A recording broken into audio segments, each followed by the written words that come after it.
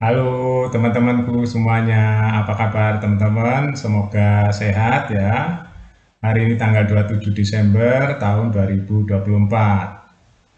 Teman-teman, saya prihatin ya, keprihatinan saya ini sudah berpuluh-puluh tahun ya teman-teman. Jadi saya rasa bukan saya saja yang prihatin, kalau rakyat Indonesia mencintai negeri ini pasti prihatin dengan keadaan penegakan hukum di negeri ini ya.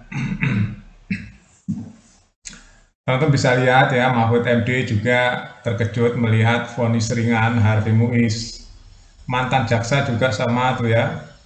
Jadi semua terkejut melihat vonis ringan Harvey Muiz CS ya, yang merugikan negara kurang lebih 300 triliun ya teman-teman. Cuma dihukum 6 tahun 6 bulan. Dendanya pun cuma sekitar 200 miliar. Bayangin aja teman-teman. Ya, negara ini dirugikan kurang lebih 300 triliun. Dihukumnya sama seperti maling ayam. Ya, cuma 6 tahun 6 bulan. Jadi kalau maling ayam itu kan untuk kebutuhan desa ya teman-teman, yang maling-maling biasa, yang orang miskin itu ya. Kadang-kadang itu pun dianiaya, kadang-kadang kalau ketangkep digebukin ya. Nah ini teman-teman, maling kekayaan negara ya, kurang lebih 300 triliun. Uang 1 triliun aja teman-teman di Indonesia seumur hidup nggak akan habis ya. Ditaruh deposito aja sebulannya udah bermiliar-miliar teman-teman ya. 1 triliun itu nggak akan habis. Ini uang merugikan negara 300 triliun kurang lebih. Divonis hanya 6 tahun 6 bulan teman-teman. Bayangin aja. Teman-teman lihat tuh yang saya tampilkan di sini ya, beberapa headline. Jadi ini menusuk, kalau Mahfud MD bilang menusuk keadilan rakyat, keadilan masyarakat. Jadi rakyat itu nggak dianggap oleh hakim ya, memutuskan ya, oleh hakim yang memutuskan ini pertimbangannya nggak masuk di akal. Apa pertimbangannya? Pertimbangannya kurang luas ya teman-teman. Jadi menyangkut lingkungan hidup ya, nanti pemulihannya seperti apa, menyangkut kesenjangan kehidupan di masyarakat ya. Jadi tanahnya sudah rusak, lingkungannya sudah rusak, negara dirugikan beratus-ratus triliun. Dihukumnya cuma 6 tahun 6 bulan.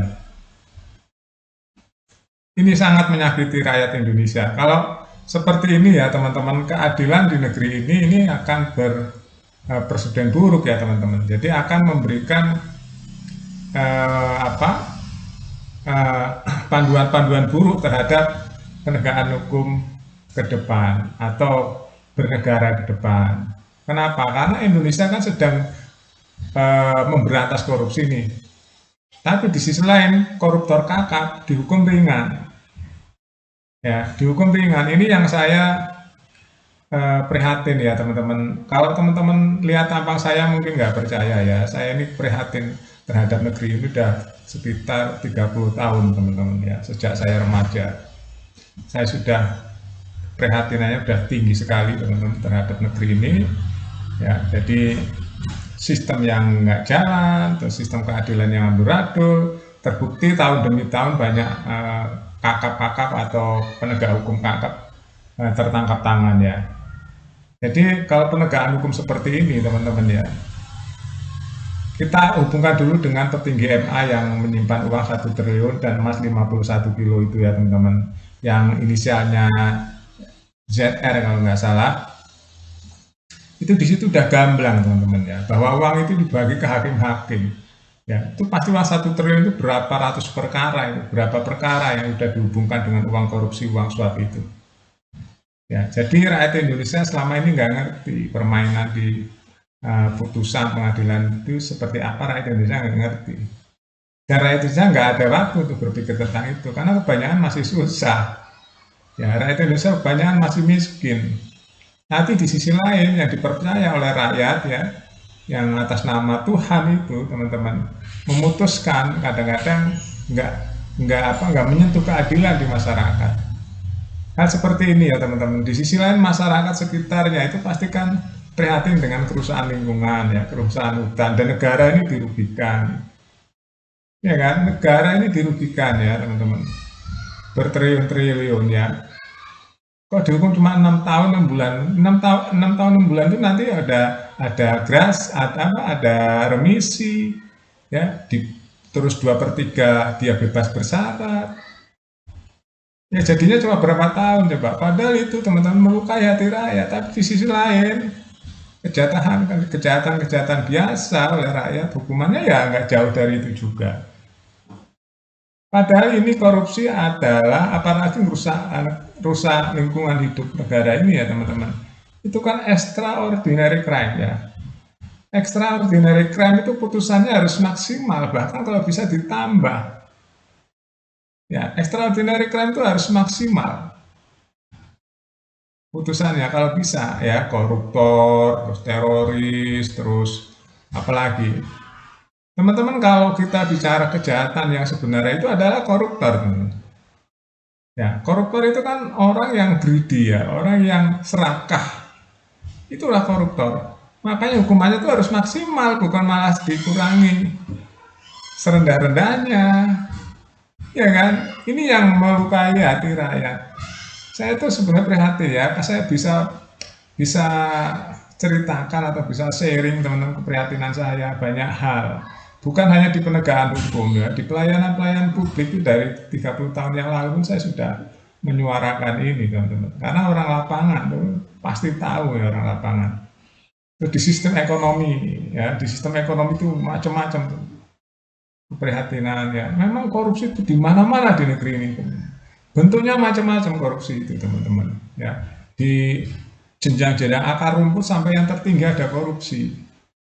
Nah, satu-satunya jalan harus ada pemimpin yang benar-benar cinta negara ini ya, cinta benar-benar mencintai negara ini tanpa pamrih. Apalagi hakim-hakim itu kan udah dibayar ya.